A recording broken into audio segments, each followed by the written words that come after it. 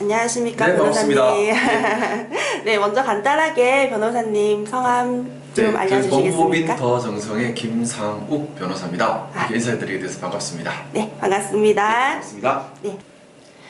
네, 변호사님, 오늘은 이혼에 대해서 할 건데요. 이혼의 정의에 대해서 한번 설명 부탁드립니다. 네, 먼저 이혼에 대해서 얘기하려면 이혼의 전제가 되는 것에 대해서 먼저 알아야 됩니다. 결국 이혼이라는 말뜻 자체가 혼인을 해소하는 겁니다. 그럼 전제는 혼인이 있어야지 이혼 얘기를 할 수 있을 겁니다. 혼인도 안 했는데 이혼 얘기를 할 수가 없으니까요. 우리 법에서 결혼생활이라고 하는 것은 남과 여가, 만 18세 이상의 남과 여가 가족관계 등에 관한 법령에 따라서 이렇게 신고를 하는, 신고가 접수가 되면 그것이 이제 혼인입니다. 따라서 신고가 되지 않은 혼인은 법률혼이 아니기 때문에 이혼 얘기 자체를 꺼낼 수가 없습니다. 그리고 또 제가 혼인이 먼저 성립돼야 된다고 말씀드리는 이유가 이혼과 비슷하지만 이혼과 다른 것들이 있기 때문에 그렇습니다. 이혼과 비슷한 제도로 혼인 무효와 혼인 취소가 있습니다. 혼인 무효라고 하는 것은 처음부터 혼인이 없도록 만드는 것이고, 혼인 취소는 일단 갔다가 말 그대로 취소해서 없도록 만드는 것이고, 결혼은 했지만 결혼 생활을 인정을 하고 하지만 이혼을 한다, 이렇게 세 가지는 개념이 좀 다릅니다. 혼인 무효라고 하는 것은 예를 들어 어떤 남자가 여자를 너무 좋아해요. 그래서 이 여자 몰래 서류를 위조해서 혼인 신고를 한다든가, 이런 경우 여자는 혼인할 생각도 없었는데 혼인한 것으로 되어버렸습니다. 이런 경우가 혼인 무효 사유고요.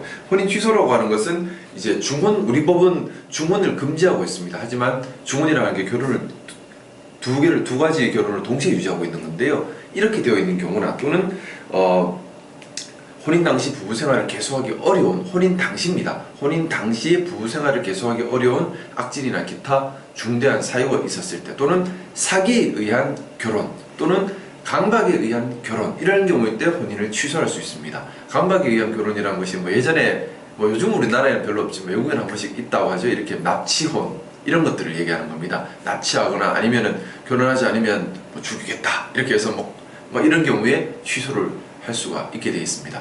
근데 이 혼인 취소에 관해서 이제 법문에는 악질, 기타 중대한 사유 이렇게 하다 보니까 이혼이 아니라 혼인 취소를 자꾸 가려고 하시는 분들도 많으세요. 하지만 우리 법원의 입장은 그렇습니다.